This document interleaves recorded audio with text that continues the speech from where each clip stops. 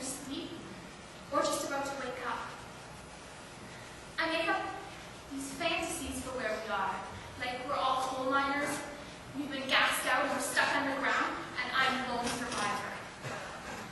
But that all changed last year. When at the girls' grade 6 year-end sleepover, I was blamed for breaking my friend's new Nintendo, which I didn't break, and her dad had to escort me home. I live 3 houses away. I like sandwiches now.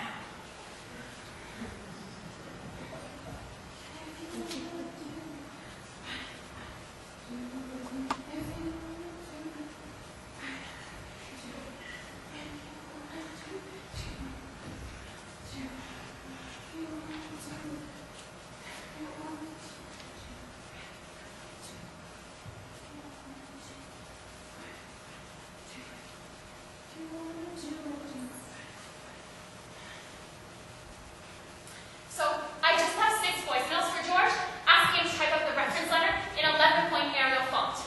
And I've just designed new graphics for the video game. And when you press pause, this image of George comes up, passed out in his car, and Elton John is standing in the background singing "Don't Let the Sun Go Down on Me."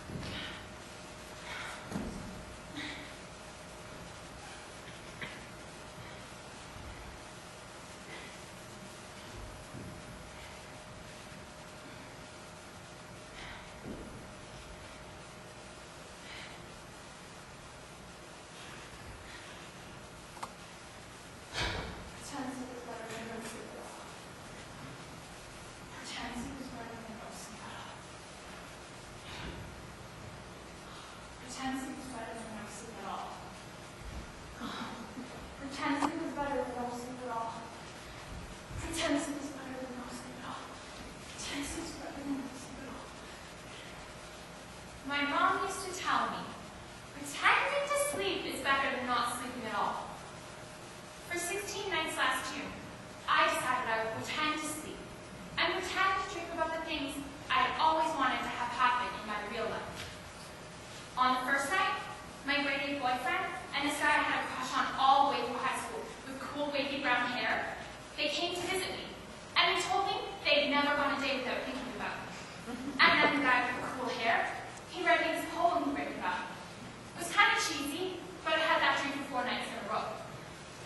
On the 5th night, my brother and I went back to the farm where we were born, and we jumped from the hay lofts and played on the slide my dad built us. And then we went up to the attic, and I found these photos I'd never seen before. When I was 8 and my brother was 5, we decided it would be a good idea to put on my almost double-D brassieres and underpants and rub shiny eyeshadow all over our bodies, and then we posed in all these different ways using my mom's camera. On the 6th night, I had this great conversation with Stephen Harper on my balcony.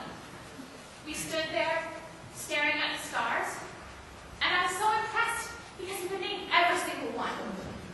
I had no idea he was such an astronomy buff. I think we both knew we might disagree on a few things, so we decided to keep the conversation light.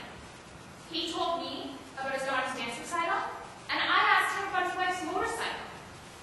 And then he told me how sad he was to learn that the musical Rex had closed on Broadway after 11 years running in January.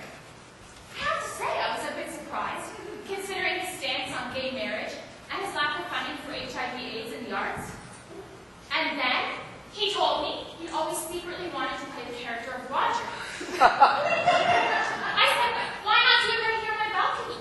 I could play Mark, and he could be Roger. In this scene, Roger is extremely bitter. He's just broken up with Mimi, and Angel has just died. I hear they're all